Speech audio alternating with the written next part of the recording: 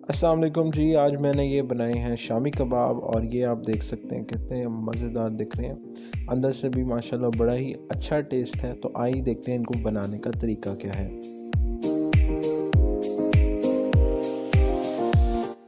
यहाँ पे हमारे पास मौजूद है बोनलेस चिकन जिसकी क्वांटिटी है 1 केजी और इसके मुकाबले में हम लेंगे चने की दाल जिसको अच्छी तरह धो लिया था और भिगो के रखा हुआ था आधा किलो चने की दाल को हमने कुकर में अब डाल लिया और पानी के अंदर भिगो दिए और इसके अंदर हमने मसाला जात डाल दिए हैं जिसका मैंने डिस्क्रिप्शन के अंदर आपको सारा बता दूंगा।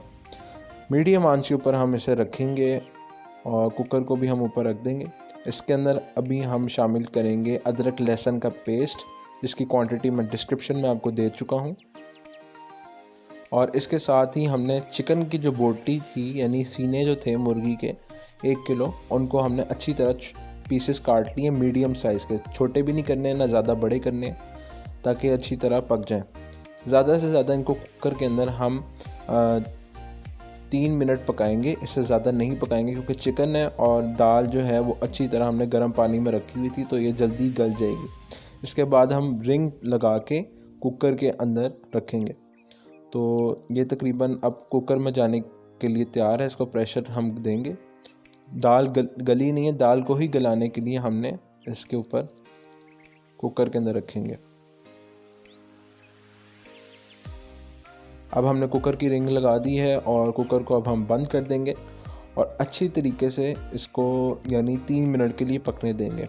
ऊपर वेट भी आप रख दें। तो ये जी 3 मिनट इसको गुजर चुके हैं। दाल बड़ी अच्छी गली है इसके अंदर। तो कुकर का फ़ायदा ये है कि दाल बहुत जल्दी गल जाती है और झटपट से ये आपके पक जाते हैं शामी कबाब का मसाला। अगर आप चाहें तो दूसरे तरीके से भी पका सकते हैं यानी बग़ैर कुकर के। तो इसका पानी सुखाना है और इसको हमने निकाल लेना।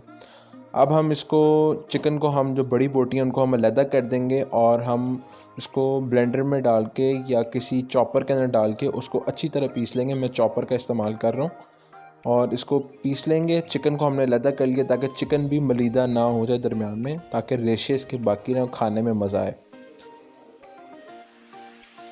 अब हमारे घर में सादा खाने का है तरीका तो हम इसके अंदर सिर्फ कूट के इसके अंदर धनिया हम शामिल करेंगे और यही हमारे लिए काफ़ी है। एक अंडा इसके अंदर हम शामिल करेंगे। आप चाहें तो प्याज और इसके अंदर हरी मिर्चें भी शामिल कर सकते हैं, ये ऑप्शनल है।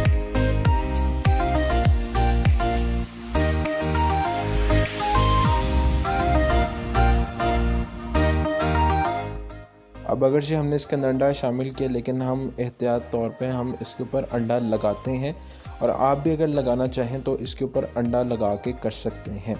और अब हम इसको फ्राई कर लेंगे और इसको फ्रीज़ करने के लिए आपको सिर्फ फ्रीज़र में इसको रखें और ये तकरीबन आपका 1 महीने से ऊपर निकाल जाएगा।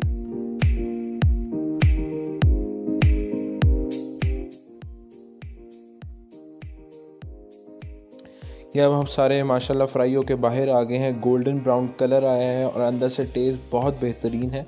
जो मसाला मैंने आपको नीचे डिस्क्रिप्शन में दिया है उसके अंदर नमक आप तेज़ कम करना चाहें वो आपकी मर्ज़ी है क्योंकि हर फैमिली में अपने तरीके से खाया जाता है। अगली वीडियो तक के लिए इजाज़त। अल्लाह हाफ़िज़।